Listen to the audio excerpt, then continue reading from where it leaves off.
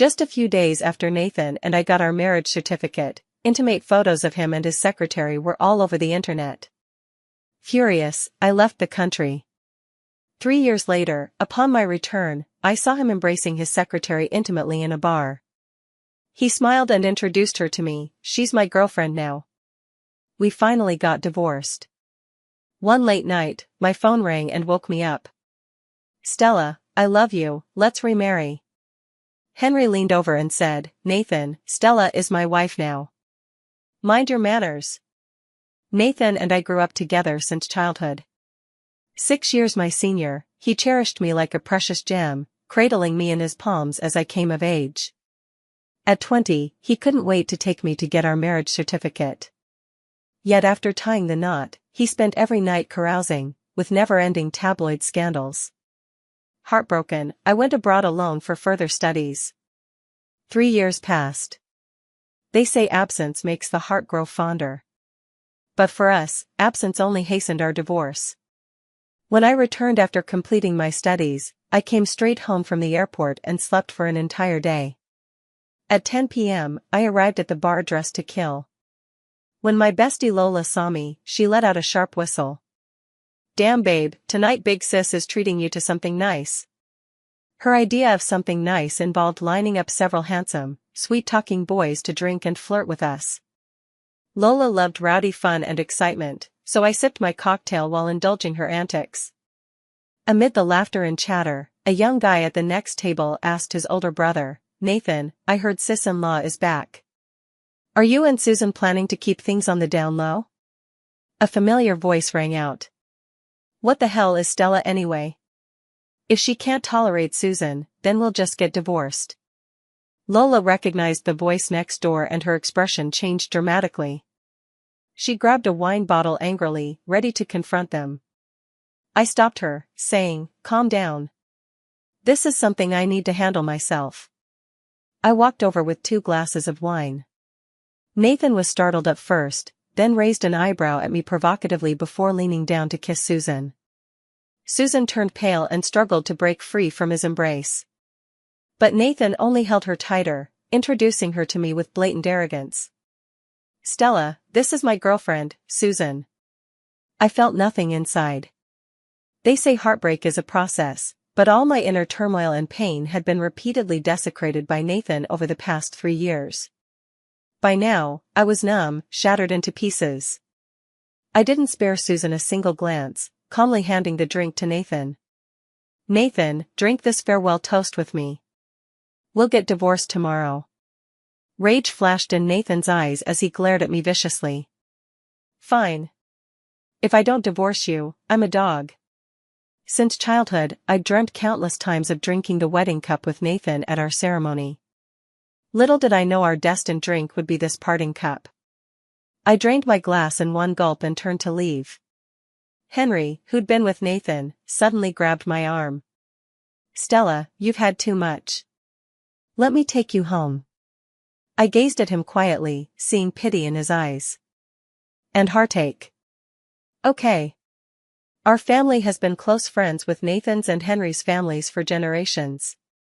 When I was born, Nathan's and Henry's parents jokingly said to mine, we could strengthen our bond by marriage. When Stella grows up, she can choose either Nathan or Henry as her husband. It was naturally a joke. Nathan and Henry were both 6 years older than me, and ever since childhood, I loved trailing after them. Everyone teased me for being their little shadow. Nathan scooped me up in his arms and planted a kiss on my chubby little face.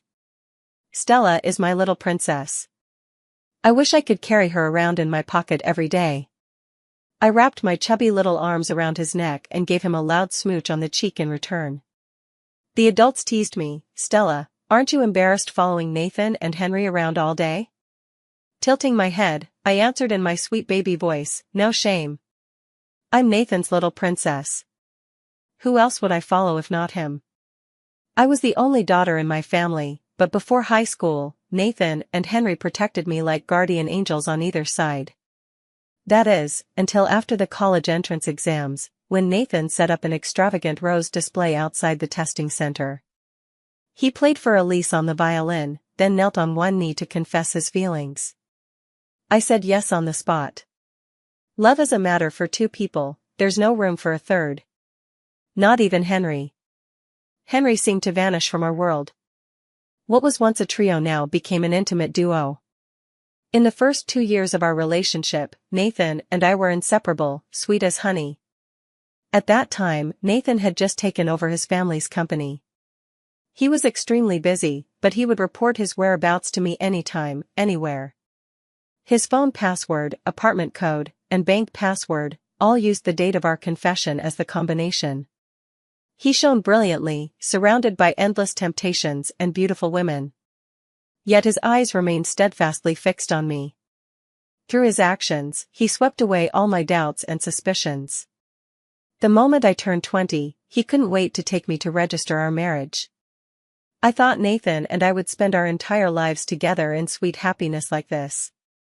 Just days after our marriage registration, both sets of parents gathered to discuss wedding details. He, who had been away on a business trip, was rushing back from the airport. The phone rang. I answered. Is this Nathan's wife? Is it true about Nathan's intimate relationship with his secretary? My mind went blank. My blood froze instantly. Turning my back to the elders, I hung up in a daze and opened a social media platform. Nathan's CEO caught an intimate outing with secretary topped the trending list. Photos of him embracing Susan intimately were circulating everywhere online. My heart ached as if cut by a knife, tears blurring my vision. Stella, did Nathan say when he'll arrive? Nathan's mother thought it was his call. I didn't answer, my hands trembling as I dialed Nathan's number and put it on speaker. Nathan, is it true about you and your secretary? He spoke without a hint of hesitation, his tone ice cold. It's true, but Stella, rest assured, she's just a fling. I'm only playing around with her, I'd never marry her. Even if she gets pregnant, our child would never compete with yours for inheritance. I felt nauseated, furious, and utterly heartbroken. The elders exchanged uneasy glances. After hearing the whole story, my mother angrily grabbed my hand. Stella, this marriage is suffocating and humiliating. We're calling it off, file for divorce tomorrow. Nathan's parents hurriedly stopped us, nearly kneeling to offer apologies to me and my parents. We've watched Nathan grow up, we know exactly what kind of person he is. Maybe it's just a misunderstanding? My eyes were bloodshot, my voice choked with emotion. Auntie, you heard it yourself just now, he admitted it with his own words. It wasn't that I refused to give him a chance. It was that he chose to humiliate me and my parents in this way. Nathan's mother added, Stella, even if this were true, he must have lost his head temporarily and been led astray by someone. Nathan's father chimed in, when he comes back, I'll give him a good talking to. You should give him a chance to turn over a new leaf. My hands wouldn't stop trembling. All these years of genuine love had been thrown to the dogs, yet they wanted me to give him another chance. Why should I give him any chance? A leopard can't change its spots. Cheating happens either 0 times or countless times. I grew up in a honey jar, I couldn't tolerate even a grain of sand in my eyes. The wedding arrangements were impossible to discuss further. Stella, the alliance between our two families is common knowledge. If you two divorce now, both our companies will face an earthquake. Nathan's father's words silenced me. Their family had deep roots, and the impact on them would be brief and minor. But my family had failed in its recent transition, and our business had plummeted. Lately, things had started looking up because of the marriage alliance. If I divorced Nathan now, my family's business probably wouldn't survive. Let's see. I relented, pulling my parents away. Soon enough, Nathan chased after us to my house. Following my cue, my parents didn't open the door. He called me, and I answered. Stella, it was just for show with her. You're the only one in my heart. Darling, I haven't betrayed you. But in business dealings, everyone has women on their arms, I couldn't stand out too much. His tone was soft and tender, just like countless times before when he'd comforted me. But this time I felt no warmth, only a chilling cold seeping into my bones. Stella, you're so pure and lovely. Those disreputable places aren't suitable for you, and I couldn't bear to take you there. Susan is both tactful and savvy, she can handle all sorts of shady characters and come out unscathed. I don't know whether he's shameless or I'm just unlucky. My innocence and goodness actually became his excuse for infidelity. He always said he adored my purity and naivety. But now, these very qualities have become the blade he uses to hurt me. Nathan, can't you just be honest? Cheating is just you being unable to handle loneliness. What the hell does that have to do with me? My voice trembled. Partly from anger at his shamelessness and self-righteousness. Partly from fury at myself for misjudging him all these years. Stella, every man has needs, and you're still young. I couldn't bear to, I was cherishing you, loving you. Enough. You're disgusting, Nathan. I raised my voice to cut him off. Get out. I have nothing more to say to you. Let's arrange a time to get divorced. Nathan's voice grew low. Stella, don't be stubborn. Your situation isn't as glorious as it used to be. You can't afford this divorce. I don't know when Nathan left. I messaged him again and brought up the divorce a few more times, but he ignored me and didn't come to see me. Obviously, this time, he chose to handle it with the silent treatment. But cheating is like a thorn stuck in the throat, you can't spit it out, and you can't swallow it down. I returned to school and quickly went abroad as an exchange student. In just a few days, the online gossip about Nathan shifted to, devoted secretary stands by CEO through thick and thin for 3 years, finally winning his heart. The writer clearly wasn't part of high society. They didn't know that Nathan's real wife was the little princess he'd been devoted to since childhood, patiently waiting for her to grow up. Online rumors began calling Susan Mrs. Nathan. Nathan never corrected them, and I never asked why. The Nathan who used to smile and call me darling died the moment he publicly acknowledged his relationship with Susan. I threw myself into frenzied studies, completing both bachelor's and master's courses in just 3 years. During those 3 years, Nathan and I hardly contacted each other. Yet I never lacked news about him. Because the handsome and wealthy Nathan would trend on social media every few days.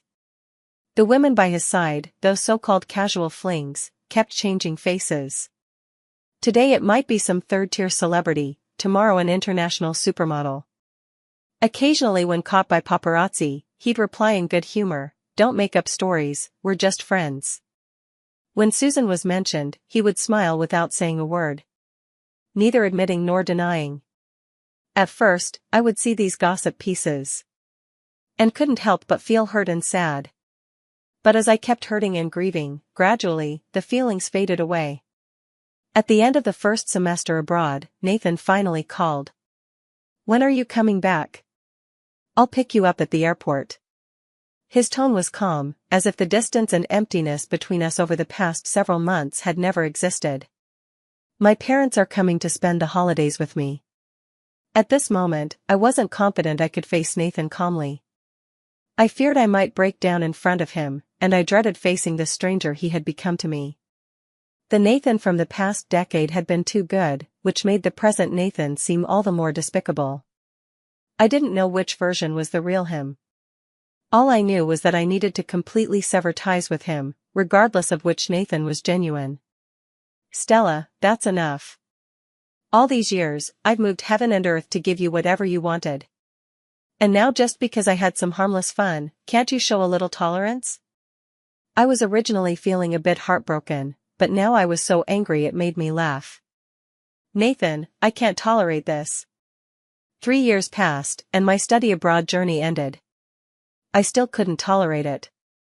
But now I had the courage to face it head-on, along with the mental preparation to bear all the consequences of cutting ties with him.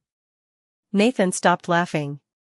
He slammed his glass down with a bang, his face dark as he warned Henry, who was still gripping my arm. "Henry, this is between Stella and me." Under his fierce gaze, Henry firmly stood by my side. "Nathan, from today onward, Stella's matters are my matters." That Henry who had seemingly vanished from my world the moment Nathan confessed his feelings. Now, he was storming back into my life with an overwhelming force that brooked no refusal. He grabbed my arm, and we immediately started running. Behind us came the crashing sound of overturned tables.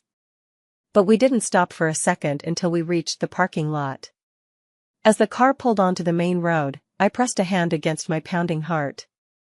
"Big brother Henry, thank you for rescuing me." It had been so long since I'd seen him this close. Meeting his gaze now after all these years, I realized he'd grown even more handsome and charismatic than before. His deep eyes gazed at me, and for a moment, I was lost in thought. The air in the car seemed to freeze. I could clearly hear my own heartbeat and his breathing. The sound of a horn behind us snapped me back. The light had turned green. He shifted his gaze back to the road. "Stella, you and I don't need to say thanks. Your business is my business. Always has been." His words were soft. And my tears, stubbornly, blurred my vision. When I got home, my parents were still there. "Dad, Mom, I'm divorcing Nathan tomorrow." My father's lips moved as if to speak, but my mother shot him a fierce glare. He ducked his head and didn't dare voice any opinion. My mother nodded. "Get divorced. Before, when you were abroad, what you didn't see couldn't upset you. Now that you're back, it's only a matter of time before he brings his mistress right under your nose." I didn't tell my mother that just moments ago, he'd been right under my nose, holding another woman, kissing another woman. And then had the audacity to inform me that she was his girlfriend. The next day, I returned to work at our family company. My father's health hasn't been good these past 2 years. I came back to take over the family business. Before the meeting, I texted Nathan. "Set a specific time, let's go get our divorce. We're both busy, texting saves time and effort. And avoids unnecessary conflicts." But by the time my meeting ended, he still hadn't replied. I called him directly. He answered quickly, "I'm away on business." The divorce was brought up suddenly last night. Nathan's schedule is packed with his busy workload, understandable that he couldn't make time immediately. "Alright, check your schedule and see when you're free. We'll go get the divorce then." Nathan fell silent for a few seconds. "Did Henry tell you something?" I let out a light laugh. "Nathan, our divorce is between you and me, it has nothing to do with anyone else. I don't even mention Susan. And those rumored affairs. A man's infidelity is subjective. Blaming those women is pointless. After all, we've shared a childhood bond, and I want to preserve some dignity for both of us. Love is not a sin. Nor is falling out of love. Stella, is divorce really all we can talk about?" I could practically hear his teeth grinding through the phone. "Yes, apart from divorce, we have nothing left to discuss." Did he really think I'd pour out my heart about missing him? His heavy breathing came through the receiver. "Stella, I'm saying this for your own good. You can't afford the price of divorce, and frankly, I can't bear it either." I laughed. "Are you threatening me?" He was silent for a moment. "Be good, Stella. Don't be stubborn. Wait until I come back, and we'll discuss the wedding. If you don't like Susan, I'll send her away. I'll help you handle your company matters." Over the past 3 years, besides completing my studies, I've also been learning to manage the company remotely. The company's situation is indeed tough, but the hardest times are already behind us. Receiving no response from me, he pleaded, which was rare for him. "Stella, think about our relationship of over a decade. Let's not fight anymore.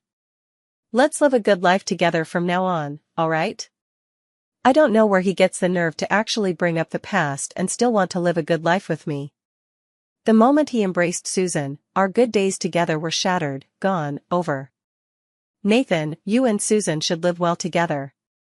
I wish you both the best. Let me know once you set the date. I'll be waiting."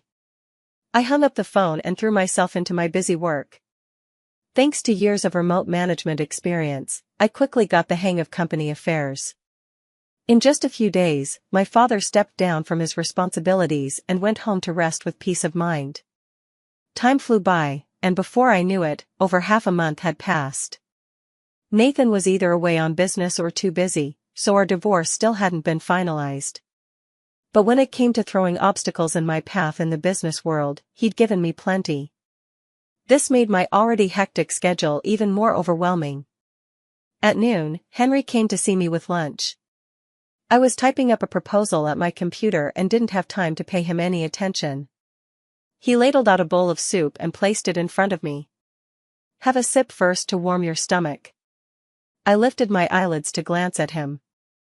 How thoughtful. "If I keep being busy, are you planning to feed me?" He ignored my joke. Moments later, a fragrant spoonful of food appeared at my lips. "Stella, open up." My face flushed instantly. No, I was just joking. I was caught between eating and refusing. Without a word, he pushed the food into my mouth. "What's the big deal? I fed you all the time when you were little." I savored the delicious meal with mixed emotions. Suddenly it dawned on me, those beautiful youthful memories contained not just Nathan, but Henry too. When I sprained my ankle, Henry would carry me on his back. When I had menstrual cramps, Henry would thoughtfully prepare heating pads and candy to secretly slip into my backpack. "What are you thinking about? Focus on eating." Henry tried to feed me, but I took the spoon and started eating by myself. "The food here tastes great. Where did you buy it?" "I'll have my secretary get some next time." Henry's eyes sparkled, with a hint of deep affection surfacing. "You just had to say the word." I was somewhat surprised and looked up at him. "You made this?" His eyes were deep and beautiful. "Yeah, I gave it a try." "You're amazing."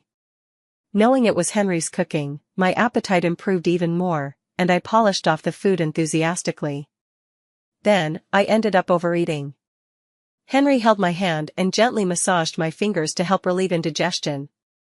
When we were kids, Henry often did this for me. Feeling more comfortable, I blissfully closed my eyes and kept still. "What are you two doing?" Nathan's icy voice came from the doorway. We both looked over simultaneously. Henry remained perfectly calm, still holding my hand. "Stella overate. I'm helping her massage pressure points to aid digestion." Nathan walked in with a frosty expression. I eyed him coldly. "Got time to finalize the divorce now?" Nathan's face was as cold as frost. He glanced at Henry, then fixed his eyes on me and said, "Stella, since you're so eager to divorce, let's go now."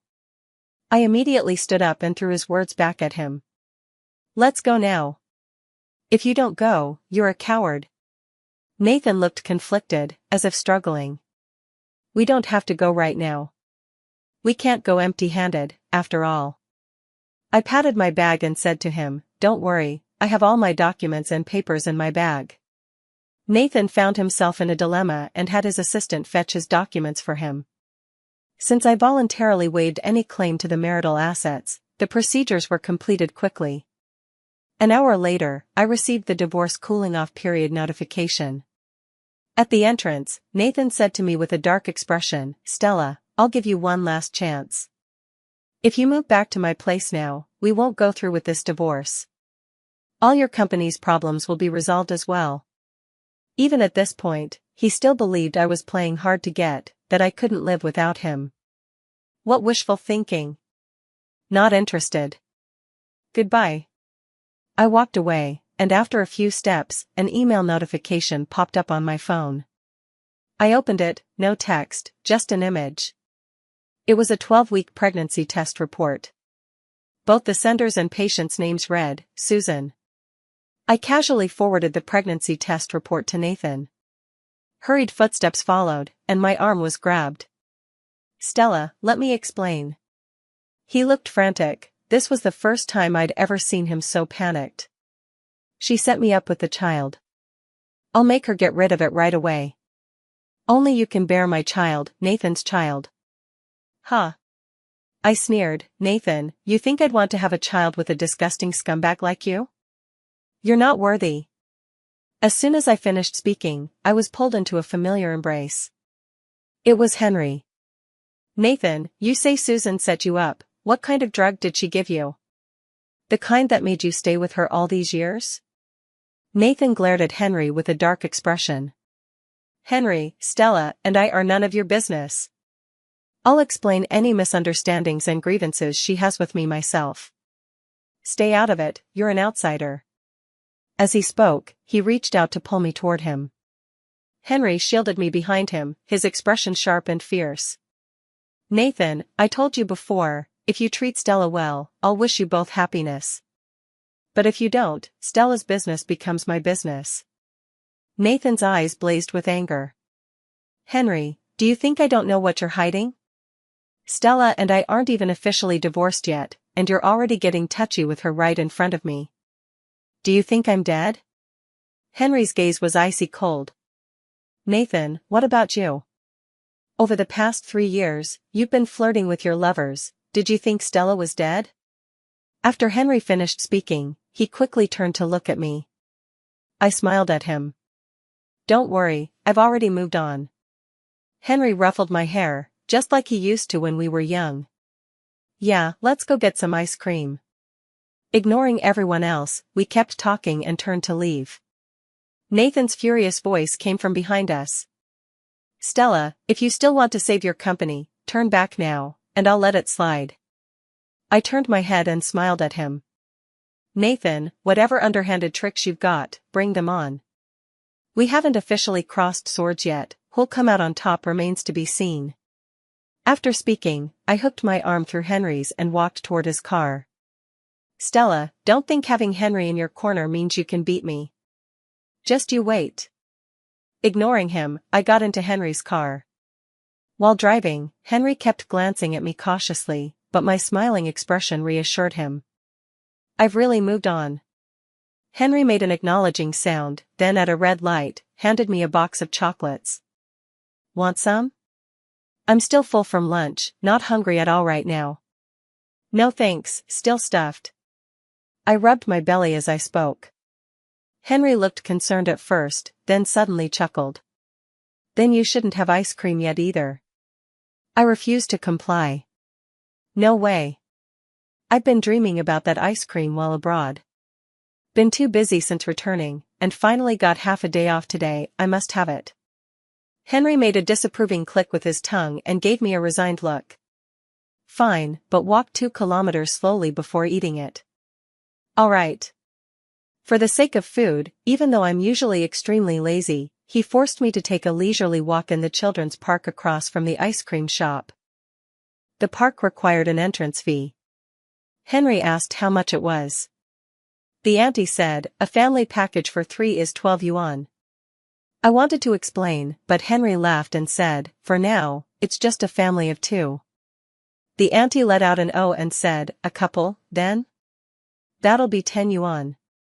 Henry smiled as he paid. I muttered, the 3 of us used to come here for just $5. Back when I was just a little kid, Henry and Nathan often came here with me to play. Henry ruffled my hair again and said, don't you think about it? You're a grown woman now. A grown woman indeed, and a divorced one at that. We walked side by side into the park. I pointed at the carousel not far away and said, look, Henry, the carousel is still there. Henry smiled at me, want to ride? It wasn't a weekend, so the park was practically empty. I was itching to go. Henry bought the tickets, and as we walked past the rows of wooden horses, he chose a white one while I picked a colorful winged horse. Once seated, something suddenly occurred to me. Henry, there's a childhood photo in my family album where we were riding these exact same 2 horses. Henry's eyes twinkled with amusement. I thought you'd forgotten. The carousel began to spin, playing the same nursery rhymes from my childhood. As I sat on the wooden horse, countless happy memories from my younger years seemed to come flooding back. The children's park had remained largely unchanged for over a decade. After the carousel ride, we went boating. The pedal boats required some effort, but Henry insisted I relax and enjoy the view while he played the role of ferryman. He even sneaked away while I visited the restroom to buy all my favorite childhood snacks. Munching on the treats, I gazed excitedly at the lakeside scenery. From time to time I'd exclaim excitedly, "Brother Henry, look, those elephants are still there. But why do they seem so tiny now?" Henry smiled at me and said, "That's because you used to be a little kid, and now you've grown into a young lady." We revisited every childhood game I used to love at the children's park.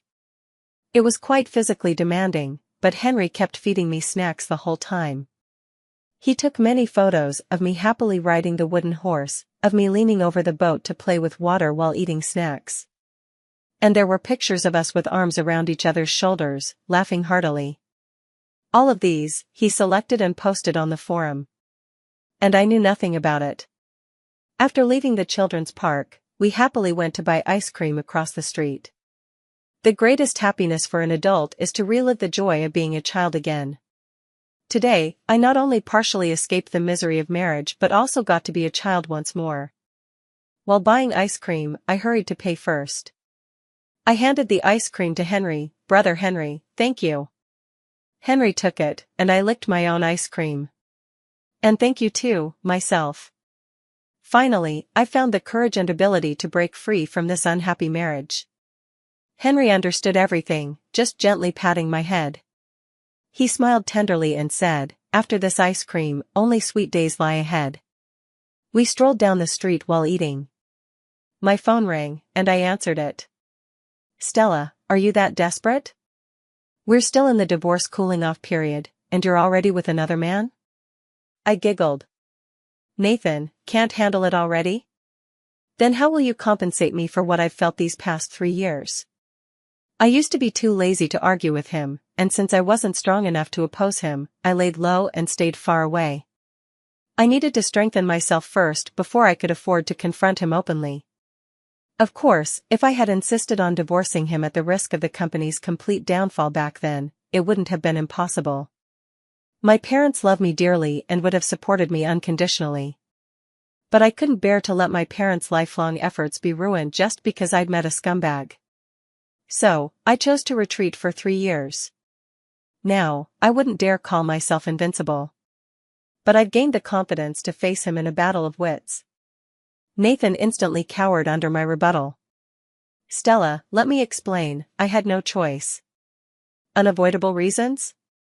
I interrupted him with a cold laugh.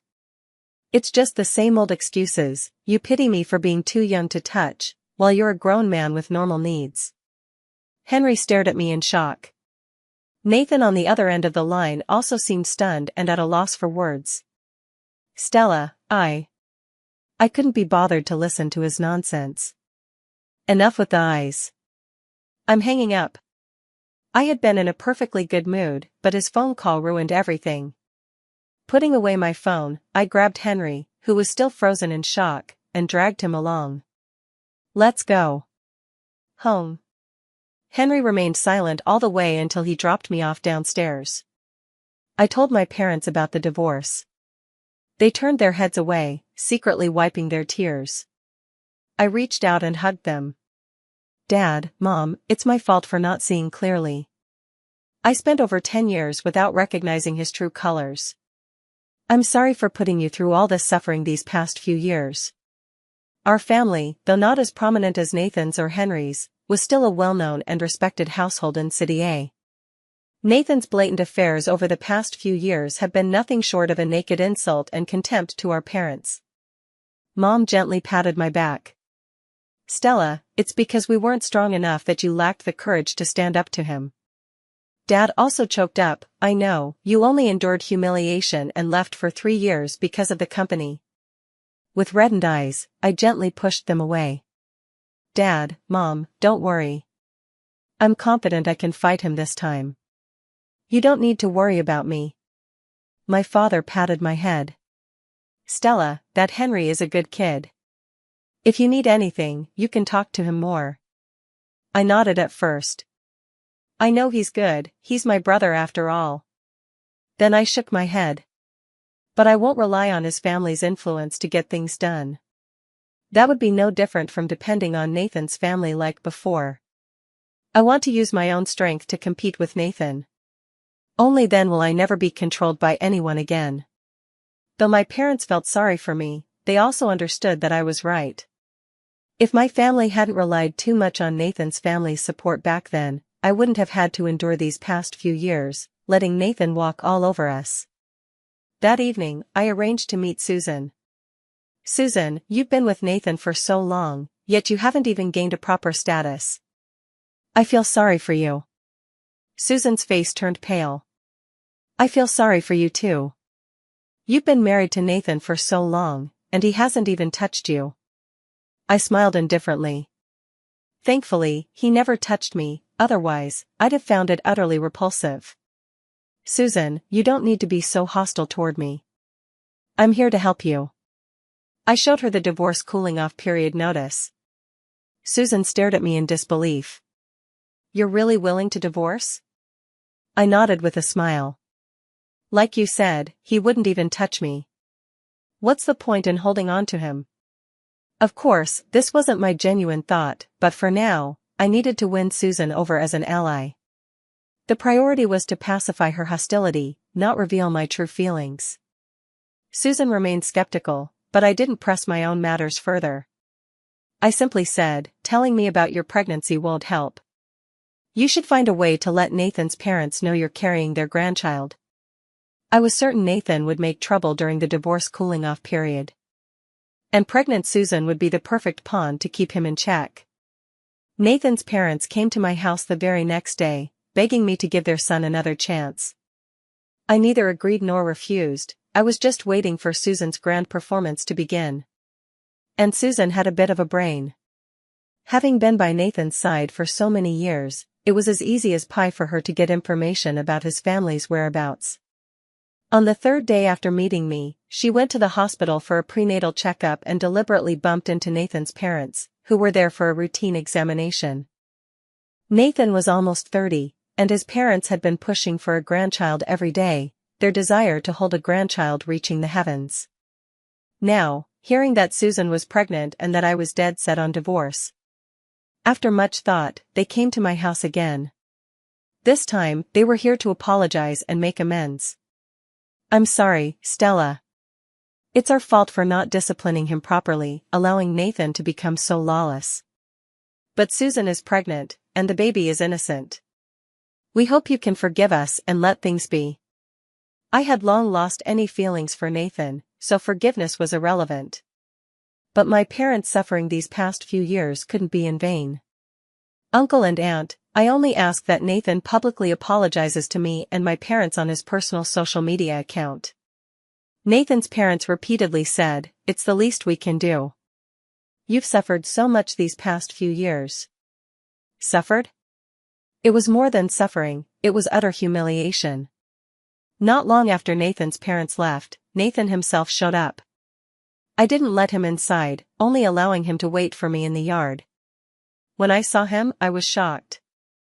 The handsome, refined man was gone, replaced by a scruffy, unshaven wreck. He urgently reached out to grasp my hand. Stella, after all these years of love between us, how can you bear to abandon me? I stepped back and said calmly, Nathan, don't blame your mistakes on me.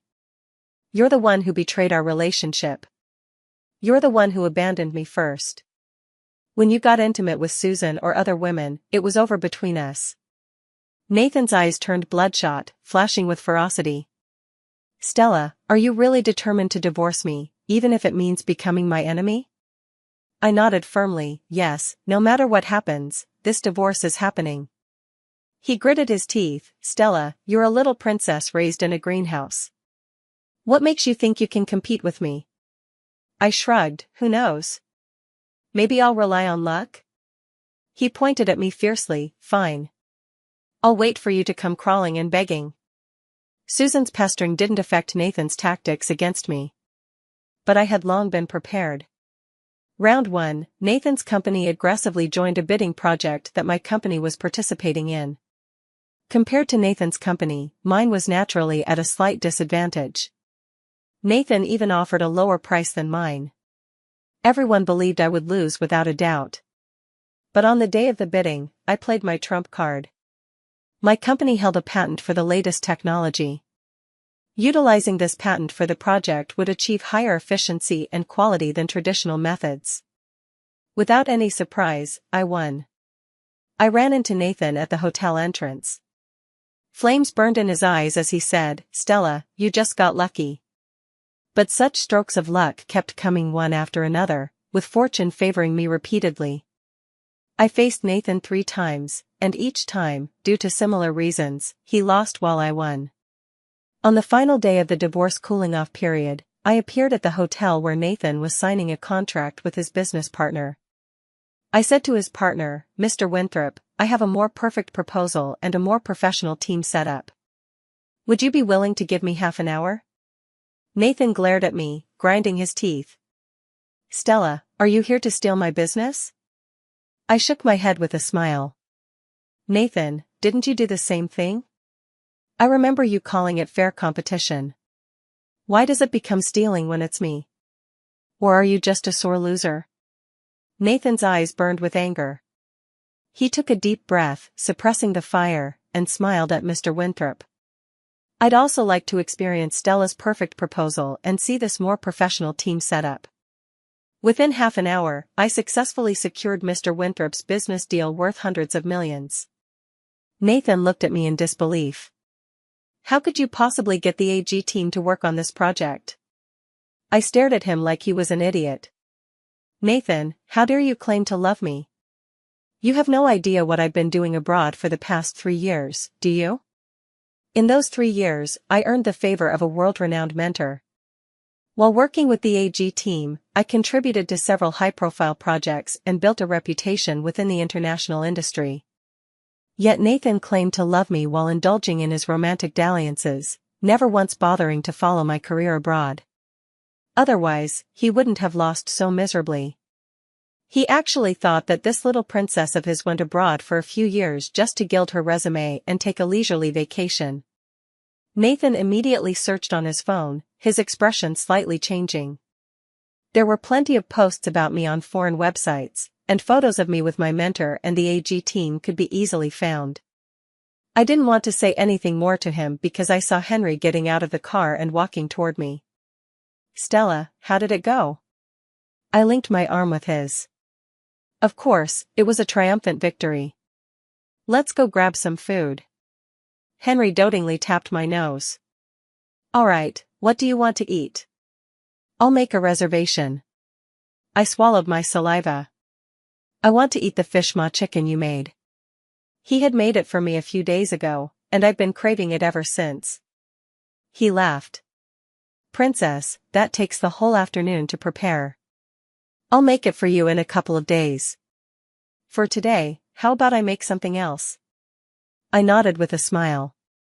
"Sure, as long as it's made by you, I'll love it." We walked and talked as if no one else was around. "Stella!" A furious roar came from behind. Both Henry and I turned to see Nathan, his face dark with anger, already swinging his fist. Henry pulled me behind him and raised his own fist at Nathan. "Henry, do you have a death wish? Stella is my wife. Not after tomorrow." Neither man backed down, their fists flying mercilessly at each other. I froze for a moment before rushing over to separate them. The 2 men stopped fighting. "Henry, I won't divorce Stella. You can give up on that idea." Henry was about to lunge at him again when I pulled him back and said to Nathan, "Nathan, I hope even if you can't be a good husband, at least you can be a responsible father." Nathan glared with anger. "Did you tell my parents about Susan's pregnancy?" I looked at him coldly. "Nathan, I can't be bothered with your affairs, and you shouldn't meddle in mine. Do we really have to end up cutting all ties forever?" Nathan stood frozen in place, visibly flustered and at a loss. I took Henry's arm and left in the car. The next day, I arrived punctually at the divorce office. Nathan showed up on time with his parents, his face dark with displeasure. The divorce papers were successfully finalized, and Nathan's parents kept holding my hand, apologizing. I withdrew my hand and politely waved goodbye to them. "Uncle, Auntie, I wish your whole family peace, happiness, and prosperity." Henry came over, nodded at Nathan's parents, and escorted me to the car. Once inside, he silently started the engine and drove away. I was a bit puzzled, unsure what was wrong with him. Wasn't he perfectly fine just now when he dropped me off? Brother Henry. I wanted to say something to break the silence, but he turned on the stereo instead. As music filled the air, I swallowed my words. Fortunately, he stopped the car just 2 or 3 minutes later near a small park. My confusion grew. But trusting him after all these years of knowing him, I followed him out of the car and into the little park. Beyond the park entrance lay a small lake, its surface completely covered with red roses. In that instant, I understood everything. Henry was already down on one knee before me, holding a ring. Stella, will you marry me? My eyes widened. How could you do this? Marriage is a grave, I just stepped out of one, and now you want me to step into another? Henry gazed at me with tender affection. Then, with marriage as the goal, will you be my girlfriend? He had recently moved next door to me, and he took care of all my meals, breakfast, lunch, and dinner. My stomach was already firmly in his grasp. But I still keep a bit of reserve. Just so you know, even if we get married later, I won't do housework or cook. He beamed with joy and quickly slipped the ring onto my middle finger. Housekeeping is for the maid, cooking is for me. You just relax and be a little princess for life. Henry and I transitioned from siblings to boyfriend and girlfriend in just half a day. That evening, after finishing dinner at his place, I helped him carry the dishes into the kitchen, only to be pinned against the kitchen cabinet by him, kissed until I was breathless. He helped me catch my breath, then teased me. Stella, you're 24 years old and still don't know how to kiss. My face flushed red as I pressed my lips to his, silencing him. Our relationship progressed rapidly. Our parents were already good friends, and now we became even closer, like family. As for Nathan's family, because of this incident, they became completely estranged from both our families. And Nathan never publicly apologized to my parents or me. I no longer hold any hope for that.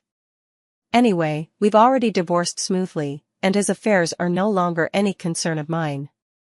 Henry and I quickly reached the stage of discussing marriage, and both families agreed to hold the wedding as soon as possible. One late night, I was woken by a phone call. Stella, I love you, let's get back together. It was Nathan, drunk and sobbing. Henry leaned in closer. Nathan, she's my wife now. I suggest you watch your words. I'm giving you back the exact same line. Henry hung up the phone and turned to hold me tightly. Some time later, Henry and I went to register our marriage. By coincidence, we ran into Nathan and Susan, who were also there to register. Henry and I said to Nathan in unison, "What a coincidence." Nathan looked haggard. Although it had only been a little over a month since we last saw him, he appeared much older. He stared intently at our tightly clasped hands, then roughly pulled Susan, whose belly was slightly rounded, and fiercely pushed past us to enter. As if he weren't going to get married, but to collect a debt. Nathan and Susan got their marriage certificate first. I smiled at them. Wishing you both happiness. As for him, I've truly let go. I don't care anymore. Nathan glared at me. Cut the fake kindness. Henry put his arm around my shoulders. Sweetheart, it's our turn now. From now on, let's steer clear of crazy people when we see them. After Henry and I got our marriage license, we held a grand wedding. After the ceremony, we went abroad for our honeymoon. We returned happily from our trip, only to be surrounded by reporters at the airport exit upon landing. Stella, what's your comment on your ex-husband Nathan kicking his new wife and causing a miscarriage at their wedding? A miscarriage? Henry and I exchanged bewildered glances. Sorry, we were traveling abroad and didn't follow domestic news. A reporter explained to us. At Nathan's wedding today, his father-in-law and wife's brother got drunk and made a scene in front of the guests, saying Nathan had wasted their daughter's prime years and should at least give half the family assets to compensate for their daughter's losses. Nathan's face turned dark on the spot, and he immediately got into a physical fight with his father-in-law and wife's brother. Susan went to intervene, but Nathan kicked out and couldn't pull back. The kick landed squarely on Susan's stomach. There was blood everywhere, she was rushed to the hospital, and the baby was gone. I was utterly shocked, exchanged a look with Henry, and then spoke. Henry and I are deeply saddened by this news. Besides, this is Nathan's private matter. As outsiders, it's not appropriate for us to comment or respond. We hope Nathan can find peace and consolation. Henry's bodyguards kept the reporters at bay, and we left safely. After our honeymoon, Henry and I each had our own busy schedules during the day, but at night, we couldn't get enough of each other and always stuck together. The company's profits increased by nearly 30% 4 months after I took over the business. Meanwhile, Henry and I were informed by the doctor that we're going to become parents soon. As we stepped out of the examination room, we ran into Nathan's parents whom we hadn't seen for a while. They looked haggard, noticing the prenatal checkup handbook in our hands. Nathan's mother instantly teared up. Henry and I invited them to sit down at the cafe across the street. Only then did they learn that Nathan had divorced Susan at the cost of giving her 10% of the company's shares.